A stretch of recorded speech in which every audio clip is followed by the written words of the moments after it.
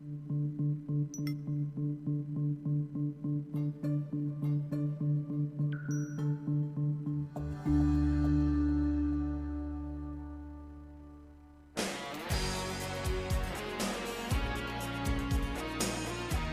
to Legends in Leadership, brought to you by ISF and the Carrington Group. Legends in Leadership is an inspirational podcast featuring the stories of leaders who are making a difference.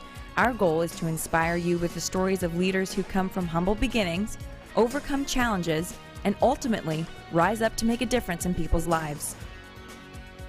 Hello, folks. Welcome to Legends in Leadership. This is Jason Smith, your host for today's episode. I'm a family officer with the Carrington Group, and I'm joined by my co-hosts, Tyler Tallman, a fellow family officer at the Carrington Group, and Dr. Blair Ritchie, Executive Director of the International Student Foundation. Good morning, guys. Welcome back. Morning, Jason. Awesome. Like we do every week, we're going to start off with our leadership trivia question with Dr. Blair. All right, guys. This is a little one. I think you'll figure that out, but it may take a little bit of help. So let's go. On this date in history, 350 years ago, today's legendary leader was born. His life began on a small island. His life ended on an even smaller island. In between, he became an emperor who took control of an entire continent, wiping out the Holy Roman Empire and proving that the French could be not just great lovers, but great fighters, too. He's especially one of my favorites because he was just a short little guy with this insatiable, huge ambition. His military exploits began when he was commissioned as an officer at the ripe young age of 16 and were so successful that he was head of the government by age 30 and could proclaim himself emperor by the age of 35. Always fascinated about that kind of progression in life, to be able to proclaim yourself something like emperor, you know. Unfortunately for him, the British had a great navy and the Russians had really bad winters. And sometimes that ambition which makes you great leads you to your greatest defeat. So who was this legendary leader? I'll be back at the close of today's program with the answer. I know. All right. I absolutely know who it is. Nice. Good. I think. I mean, that might sound really dumb at the end of the show. There we go. All right. Well, we're excited to welcome our guest today, Kristen Dauphinais. She joined Beazley Insurance Group as an underwriter in 2010, later adding the roles of Strategic Cyber Initiatives Team Leader and Head of the Dallas office. She is currently Head of Middle Market Cyber and Tech, while also responsible for all heads of offices in the U.S. Prior to Beazley, she spent several years in underwriting and leadership roles at AIG and as a broker at Marsh. In her current role, she most enjoys building relationships, binding deals, expanding the reach and benefit of the Beazley Breach Response cyber product, and seeing her team of underwriters grow in their careers. Outside of the office, Kristen spends her time with family, traveling, and reading. She also enjoys tennis and says if she had more time on the court, she would pursue her goal of playing on the Senior Pro Tour. She holds a bachelor's degree from Trinity University in San Antonio and attended Culver Girls Academy in Culver, Indiana. Welcome to the show, Kristen. Thank you. Jason, I'm going to derail this whole show, and we're going to golf. So, tennis. Yes.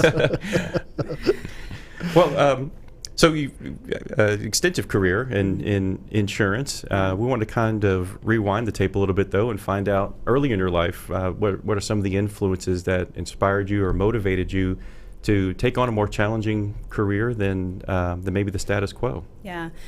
I think it's been an interesting journey. I was really lucky when I went away to school. I grew up moving around quite a bit. I've lived in 9 states. I've lived in 2 foreign countries. You get very used to being the new kid and then the kid that's just got here and then the kid that's about to move again. And then ended up going away to high school. And the boys' side of the school was military. The girls' side had a prefect system. And so from the age of, sophomore year, you're 14, 15, we had leadership classes every year. Oh, and I always remember being very moved by those. I loved hearing about the stories of, at that time, there were probably more men leaders that you talked about than female leaders, but individuals who had a lot of integrity, had a vision, had strong personalities, wanted to make stuff happen, wanted to make a difference.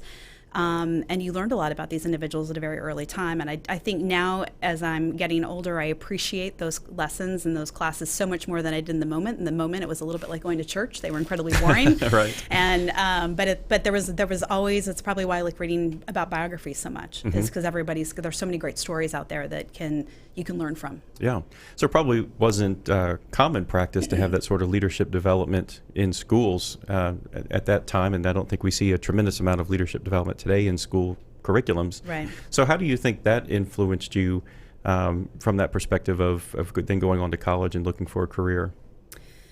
I don't think that they were at all related. I think I went off to school, and having been away at school and having been an athlete, I was looking to have a lot of fun. And I went off to school, and I had a lot of fun, and took classes I would never have been able to take before, and joined a sorority and played lacrosse, and traveled, studied abroad, and had all these different experiences. That exposed me to the world. But where I think it really started to impact my career again is, when you get into that first job, you have an opportunity to start having an impact, even if it's small. Any role that you have an opportunity to be a leader, even if you don't have the title. And there's always someone, whether it's a colleague or a client or a coworker or student or whomever, that you can work to help, work to teach, work to mentor, work to serve, make a difference. And I think at that point early on, it was a chance for me to decide I was serious about this. And maybe not necessarily at that time I knew I was serious about insurance, or I was serious about being in that role for my whole life. But I knew that if I wanted to be successful, there was a lot of rubber that needed to hit the road and hard work that needed to happen. And it was really up to me to make that decision, make that choice, right, what I wanted to make of it. Right.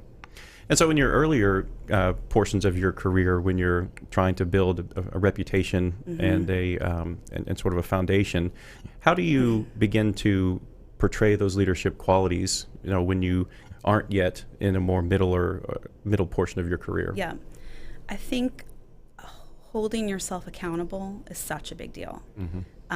Taking responsibility for yourself and for the work and for learning. There's so much to learn, and there's a lot that is said these days about having mentors and having champions, and all of that is important. But I think it's also important to think about, there are so many people out. I have so many mentors that don't even know that they're my mentor.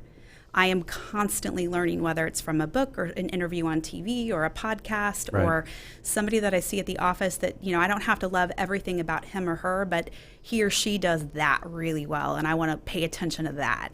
And so if you kind of, look at your life like a classroom, and you look at your life like I'm always here to learn. There's always something I can learn from this. Even somebody that you really don't like, there's something you can learn from them. Right. And holding yourself accountable to doing a great job, and working the hours and putting in the time and delivering great service, or whatever it is, whatever role that you're in, but challenging yourself to always continue to do your best. Sure.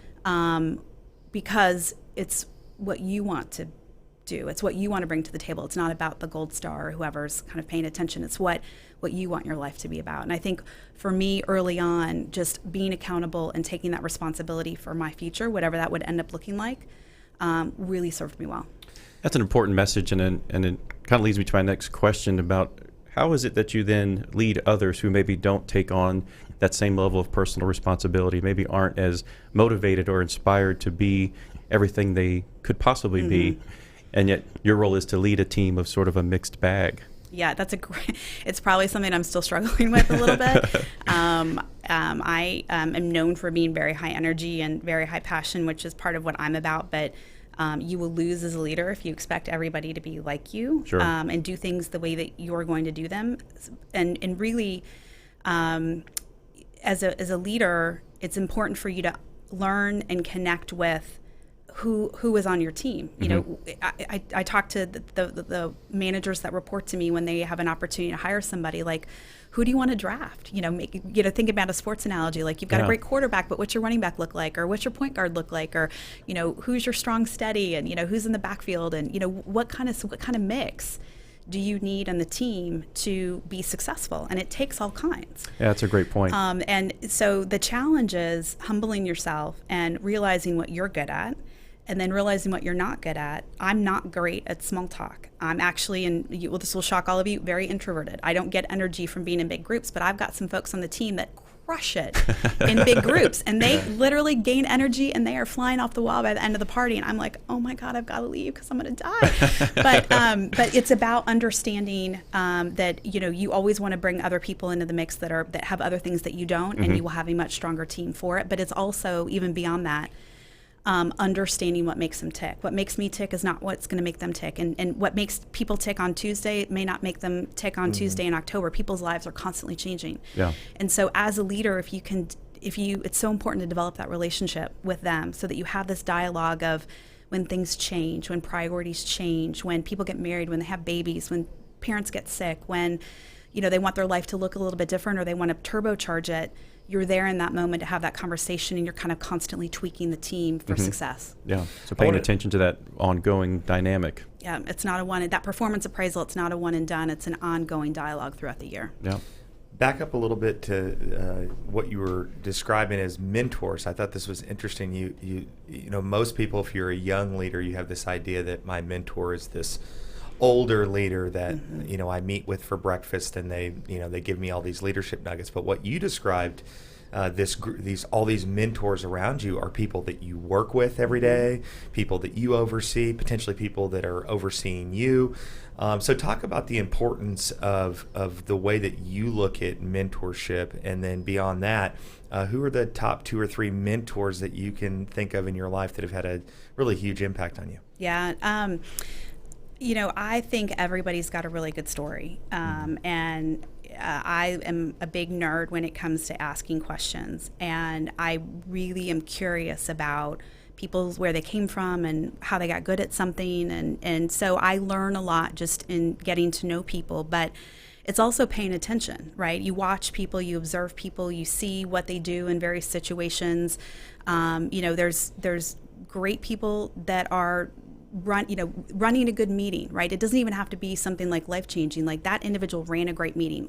Well, what was it about that agenda? Like, how did they run it? How did they make sure people's voices were heard? How did they transition from topic to topic? I think you can learn so many things around you. And so it's really paying attention to the good in others and the great in others and what lights them on fire, and then wondering what you can learn from them and what you can bring back into your life. And I think sometimes when you get into those mentor-mentee situations, there's an expectation like this individual is going to be all things to me. Right. And that puts a lot of pressure on the mentor, having been both a mentee and a mentor. That's probably an unfair dynamic. But if you look at all the people in your life, and you look at, above, to the side, below, clients, internal, family, what you name it, your life is going to be so much richer and broader and more diverse and more colorful because there's just so much great stuff out there. Yeah. I don't know if I answered that question well, but that's kind of how I look at it. And it also, when you get into a mentee-mentor relationship, that's a lot of coffee. That's a lot of lunches. That's a lot of time. And, you've got work, you've got family, you've got other obligations, other things you want to do with your life. It kind of takes the pressure off you, too, if you're observing and learning from all those around you. People that have made a big impact on my life, there's so many, both good and, I think sometimes you learn more from what not to do than only the people that are doing great stuff. I've had some folks that I've worked for in the past where, they set me up to fail, or they didn't prepare me for a meeting, and I walked in and it was, a bit of a mess. And I learned that I would never do that to anybody that worked for me, right? You want to set your people up for success. You want to prepare them for what they're going into. You want to make sure they have the tools. At the same time, one of the gentlemen I work for now is brilliant at thinking outside the box. He is constantly like a mad scientist in the lab, always looking at things from different perspectives. And he's very entrepreneurial in an environment that, while entrepreneurial, is still an insurance company. Sure. And so I've probably become so much more entrepreneurial and creative and dynamic with the space and the rope to let things fly a bit, try things out, be okay to fail, come up with new ideas, throw the straw man out there, than I would have in other organizations that are very hierarchical. In terms of women and men that I look to, I mean, I'm totally obsessed and fascinated with Serena Williams, not just because she's an amazing tennis player, but I just think she's incredibly strong and principled, and there's so much integrity about what she brings to the equation. I love Ruth Bader Ginsburg. I mean, she's just this amazing, brilliant, hardworking, principled individual. But like I said before, there's my husband is a massive inspiration for me. He's a huge mentor. There's not anybody in my life that doesn't support me and cheer me on more than him, and he's always the first person I go to talk about anything at work because he's just got such great advice. Let's brag on Kristen for a second. So Todd was on our show a couple of months back, founder of Clavis Capital, and we actually went to our guests and asked for nominations for people that could be a good guest for Legends in Leadership. And Todd said if he actually told us the day that he was here before he nominated you, he said if you want a dynamic leader, you guys should absolutely interview my wife. And so now Kristen's in the room today. And so I'm curious from your perspective, what are the top 2 or 3 traits that you think create or make up a dynamic leader in today's age? Great question. I think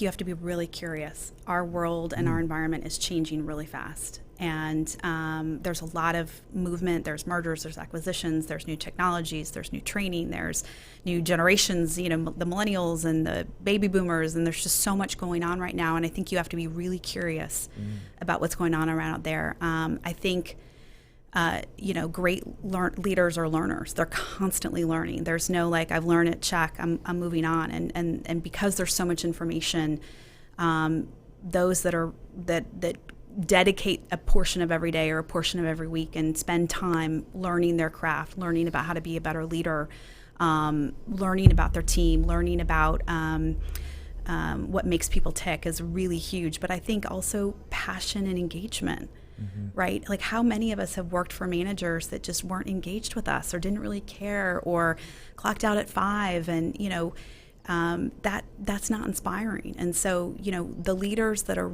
really committed to what they're doing and really excited about it and have a vision and communicate that, you want to be a part of that, right? Yeah. It's a little bit like the hero's journey, right? People want to be part of something. People want to go on a journey with you, but who wants to be on the boring bus, right? And right. Let's, we're all here to learn. We're all here to grow, but we also want to do something that matters and feel like we're part of it. So I think that's really important. So being in an industry that maybe is more traditional, more structured, bringing that type of leadership to that space, I'm curious how, as a woman working through industries that are predominantly male, insurance, and then doubly into the tech space with the cybersecurity specialty that you've developed, how has that navigation been for you, and what is it that you would maybe want to clear the road for other females to follow you? What is it that they should know about this industry? I think the industry is changing a lot. I think, in insurance, you do see a lot of women, and you do see women rising in the ranks, which is fabulous. I think you still see, in many cases, a lot of senior leadership that is male. And so, as a female leader, you've got to clear a space at the table. You've got to bring other people along with you. It's not enough just to get at the table. You've got to figure out how you can bring other chairs to the table. And so it's promoting diversity, women and men of color and different backgrounds than yourself. I think it's making sure that folks are being heard. It's casting a wider net to ensure that you're not just going to the old standbys of where we get our talent. It's looking at different schools and different programs to make sure they come in there. But I think as a female leader, I would tell any of the women that work for me or that would ask, you're going to have to work harder. You're going to have to fight a little harder. And you're going to have to be not only your own advocate, but you're going to have to advocate for the other individuals on your team to ensure that there's a place at the table. So what do you think maybe the skill sets or the aptitudes or just the interests for a female that wants to get into particularly insurance space? What is it that they can develop and begin to learn to make that transition maybe more visible? So I think with any career, insurance or otherwise, you've got to know your craft. And insurance is an industry of a lot of different disciplines. There's a lot of different types of insurance. I happen to focus on cyber and tech, and it's an industry, it's a particular type of cover that I'm incredibly fascinated with. It's very fast moving, it's very fast changing. I like that, so it fits me very well. But there's all different other kinds of risk management subject matters you can focus on. So regardless of what you do, you have to learn your craft. And the once you learn your craft, then you can figure out how to apply it in a way that solves a problem, right? Okay. Because, I always tell the folks that I work with, like, you have to be a solution looking for a problem, right? And if you go at your career as a solution looking for a problem, then you're going to solve a lot of problems, and that's going to add a lot of value. And, my dad used to say, either you're making somebody money or you're saving somebody money. And I think that's true too, right? Like, if you look at our world today, there's so much opportunity to bring automation and bring efficiency, but you still need a human making decisions. You still need a human building those relationships.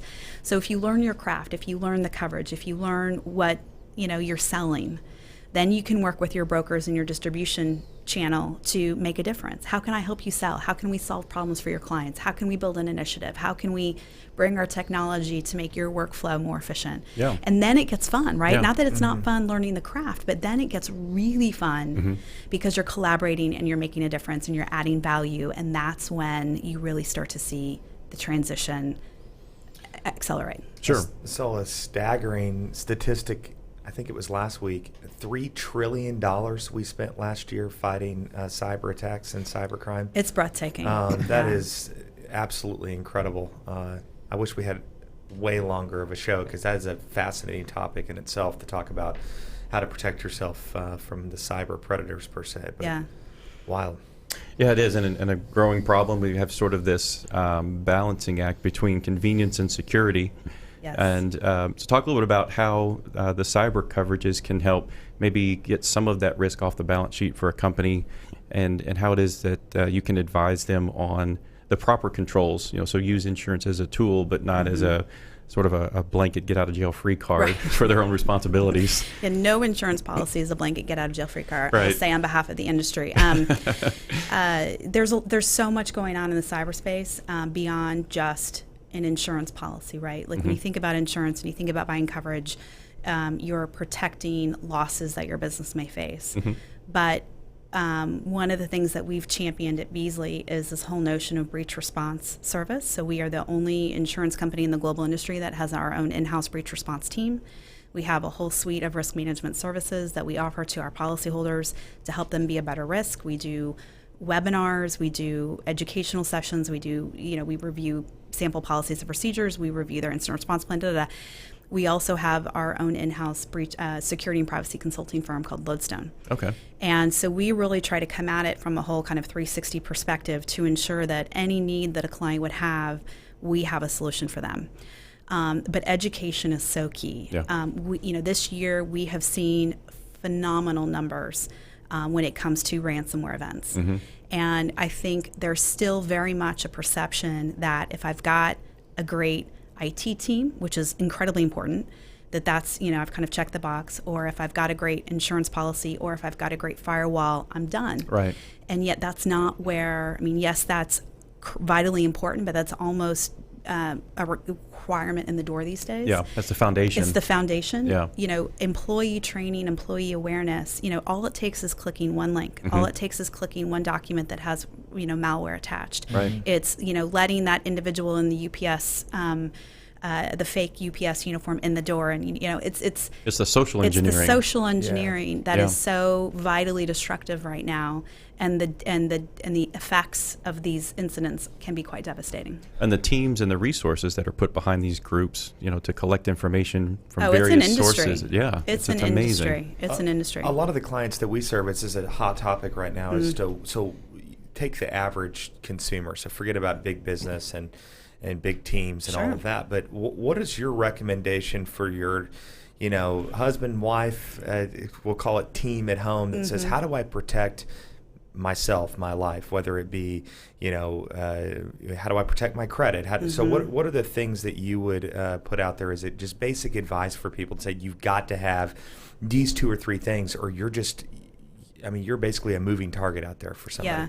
I mean, absolutely, come up with a solution for your passwords. Don't use the same password over and over again. That is probably the easiest thing to crack.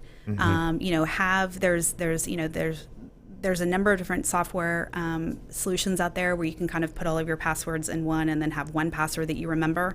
But then there's probably a password that you want to have in a notebook that you put in a safe at home, right? You shouldn't have one password for everything. So password hygiene is vitally important. Do not connect to free Wi-Fi. Please don't do that. Get a MiFi device that's encrypted. Only use secure networks. It's amazing how much information is stolen off those free Wi-Fi.